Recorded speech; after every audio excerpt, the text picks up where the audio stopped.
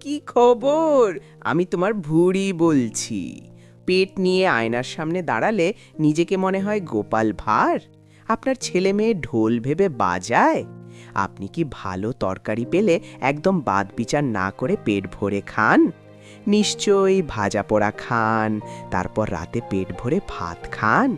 বসে বসে থাকেন, কায়িক পরিশ্রম বাদ দিয়েছেন, জাঙ্ক ফুড বেশি করে খান।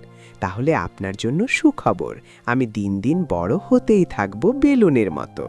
আমাকে যদি কম করতে চাও তাহলে তেল কম খাবে, পরিমাণ মতো খাবার খাবে, মাংস খাবে কম চর্বি ছাড়া, দেশি মাছ খাবে, চাষ করা মাছ কম খাবে।